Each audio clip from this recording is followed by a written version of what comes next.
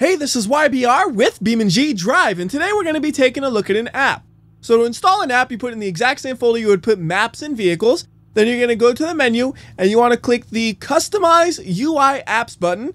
Then you're going to go to the plus, and then you need to find the app you want. In this situation, we want the Drift Points app, and we're going to put it in my favorite place to put apps, which is right at the bottom of the screen right there. And since this is a Drift Points app, I think we need a drift car. So we're going to go with the drift version of the 200BX to start things off.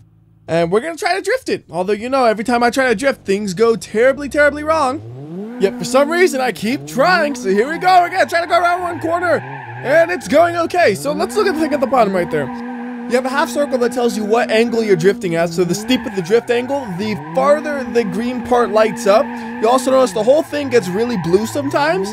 That means you have a lot of smoke coming off your tires. But if it's kind of darker and black, that means you don't have that much smoke coming off your tires. And then we also have 4 point boxes. The one on the top is the current drift. So I actually just ended a drift, so there's not much there. And then below that to the left, we have what our last drift was worth. And then to the right of that, that's the biggest one. And then below that, we have the total number of drift points. And if you do crash the car in the middle of a drift, you will not get the points. So I'm going to try to demonstrate that to you, but I can't crash apparently. There we go. So you see it turned red, and then we did not get any points from that drift. And all we managed to do is wreck up my car.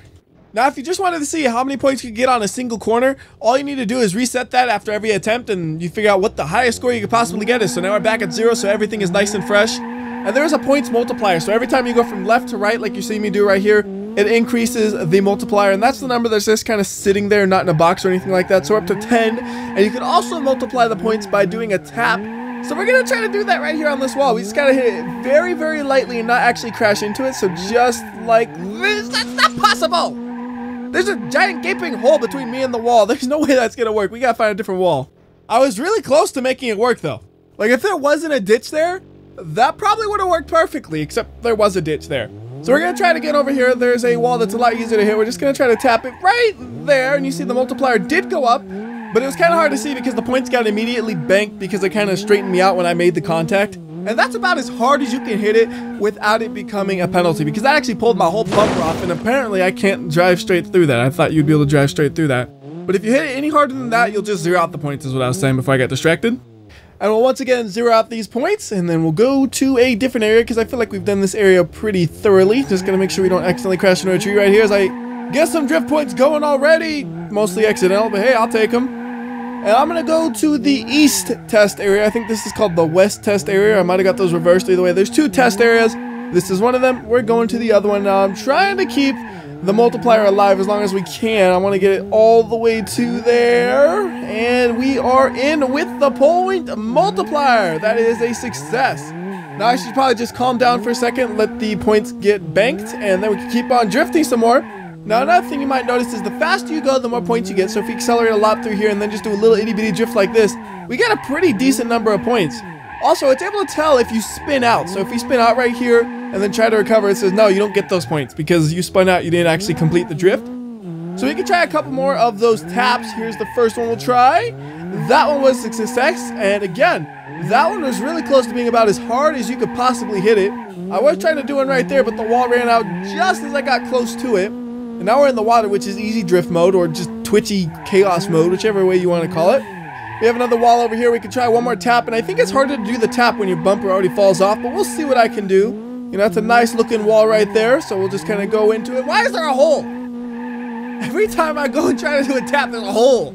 There's just a gape between the wall and the ground.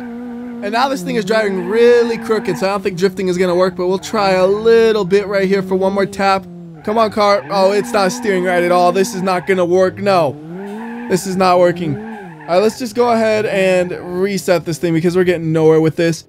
And actually, let's go to a map that has more defined walls because the walls here are just kind of like, I can't do the taps. So let's make our way over to Hirochi Raceway. On this map, I know there's some sections where you have pavement and then a wall directly next to it, which is the best for trying to do this.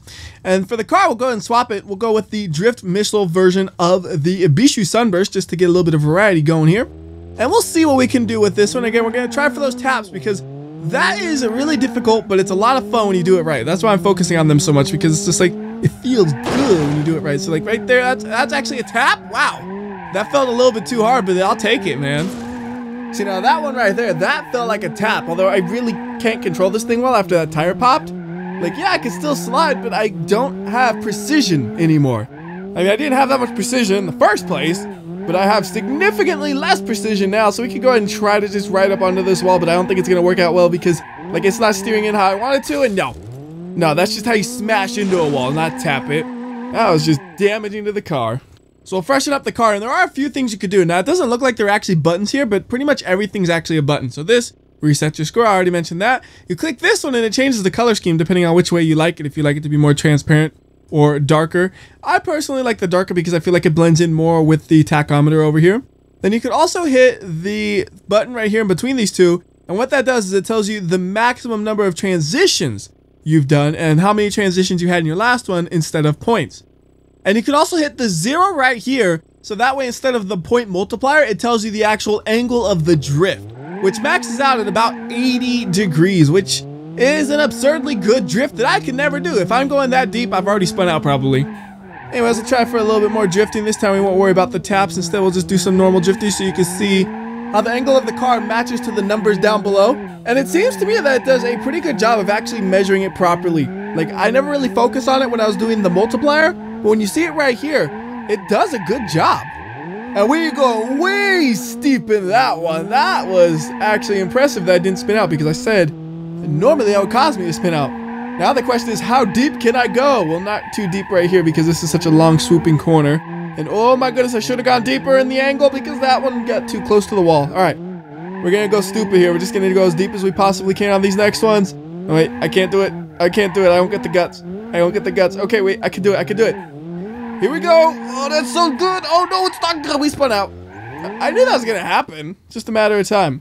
By the way, if you think, oh, maybe I could cheat this thing by doing donuts, you kind of can, but eventually it'll be like, wait a minute, you're not actually drifting, and it zeroes you out and you can't get any more points just doing donuts until you actually get moving. So let's go ahead and get a different car now. And I forgot to think right there. I hit respawn instead of the car menu. Doesn't really matter. Anyways, the next car we're going to get is going to be the BeamNG Street Tuned. Because I want to see what happens if you try to drift a front-wheel drive car with this thing. Now, with the front-wheel drive car, you really can't drift it unless you have, like, no traction on the rear wheels. This one actually has pretty good wheels front and back, so I don't expect it to slide much at all. I just want to see, can we get any points with this thing? So we're going to start out by not doing any sort of e-brake maneuvers and just kind of wiggling it back and forth like this. And we can get some points, but chaining it is going to be really hard unless we do something like this, where we just waggle all over the place. Yeah, it works, but it looks dumb going through a corner like that because you really can't easily maintain a slide for a long time with this car. If you really wanted to maintain it, you could probably put like steelies on the back and then it'd be a lot easier, but this is kind of working, I guess. I mean, it is getting points. And the points do match up with how much I slide, so it doesn't really matter if you use a front-wheel drive car or a rear-wheel drive car, it'll give you points. Although it's a lot easier to get the points with a rear-wheel drive car and probably an all-wheel drive car as well versus this one. I want to try to get at least 1,000 points though, so we'll try doing a little bit more e-brake style maneuvers here to actually increase the points because I think that's going to be the best way of doing it. So like right here, we just tap the e-brake some and even then we only got like 20 points. Come on. See, we do it like that. Yeah, we can slide a lot, but we slow down so much because it's really hard to maintain speed. All right, this is dumb. Oh, it made points. I didn't crash. I know I said I would get 1,000, but I'm kind of done with this. So I'm going to just find a wall to crash this thing into, and then we could get a new car. And you know, I have a really dumb idea. I said if I had rear steelies, it'd be really easy to slide.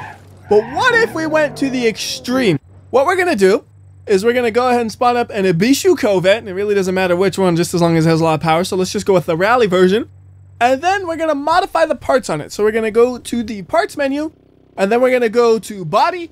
We want to find rear suspension, and then we're going to change out the wheels to have some skid plates, which are basically pieces of metal attached to the rear that just slide all over the place. That would make this thing amazing at sliding around. The question is though, will it get points? And what just happened to my rear wing? It just kind of obliterated itself. Aww. Unfortunately, that does not work. I'm guessing the way this thing calculates things, it's based on the rotation of the rear wheels and the angle of that. And since we don't have rear wheels rotating, it just says you're not getting any points. That's too bad because we could be getting so many points right now, except for when we crashed, that wouldn't get many points. Anyways, we'll try something different then. How about we go with a T-Series? Can you drift a big rig? That is the question we shall be answering. I'm assuming the answer is going to be yes, as long as there's enough power. So we're going to go ahead and go to the parts menu. And we're going to add the big turbocharger to this thing, which will increase its power a good amount. And now we're going to try to drift it. So full speed ahead. It's probably going to take a while for us to get up to drifting speeds. So bear with me here as we slowly accelerate. I love just seeing the PSI go up though. It's like 70 PSI a boost. How fast are we going? Still not that fast. All right, here we go. We can actually drift a little bit now, and it is working surprisingly well. And yes, we're losing a lot of speed every time we try to drift, but that's kind of part of the deal when you have a T-Series. You don't have enough power to really just power through the drift and keep your speed up. You just end up slowing down slowly. It's kind of similar to what we were doing with the Pessima in a way, but at least this one actually feels like a drift because you're putting power down with the rear wheels, and you can kind of maintain it in a corner until you lose speed. And ooh, tap it! That was not a tap. That was a little bit too hard. I thought it might have counted as a tap though. Anyways, I'm going to try something different. We're going to get the extended frame, which has 2 sets of rear wheels, or 2 sets of dual rear wheels, I should say. And now make sure that thing still had the right turbocharger.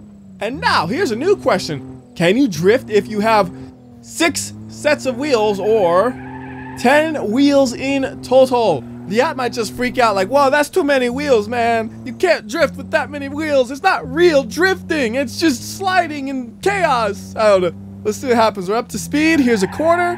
And we got points going. They don't seem to be any faster than normal. It actually works perfectly fine with this many wheels. That is a very versatile app that's able to do that. I'm just kind of sad it couldn't work with the steel plate one, because that thing would be getting points like mad. And actually, if you just waggle back and forth, it keeps the multiplier going, and we could get tons of points, but we are just losing speed gradually over time. And eventually, we're going to be doing this at like 10 miles an hour. Well, actually, we're holding at about 40 right here, aren't we? All right, enough of that, though. I want to do something else. Here's the dumbest question you could possibly imagine. Can you drift a trailer? Yes, a trailer. Now we need something to pull the trailer. I'm just going to go with something fast. So a 390 GTR version of the Bolide will do just fine. And then we need to attach a tow hitch to this thing. So we're just going to go to the menu real quickly. I think it's under chassis, and there it is, tow hitch. So equip that. And then we got to attach the trailer. So we're just going to real carefully drive up to it. That looks like a good angle, and reverse it in and attach trailer. Perfect. And then we're going to drive, start to slide the trailer around, and then we switch to the trailer and see if it's getting any points. So we'll get this thing up to like 70 miles per hour and then slide and then go to the trailer there, and the trailer is getting points. That's so stupid but funny. Like, how are you getting points drifting the trailer? Just because the mod is versatile enough to do that. Look at this. Oh, yeah. Oh, that wasn't a tap. I don't know why this is so funny to me. Just the idea that this is somehow drifting is great. It's more of jackknifing with style. Anyways, that'll do it for this video. Till next time, this has been WhyBeAre. I'll see ya.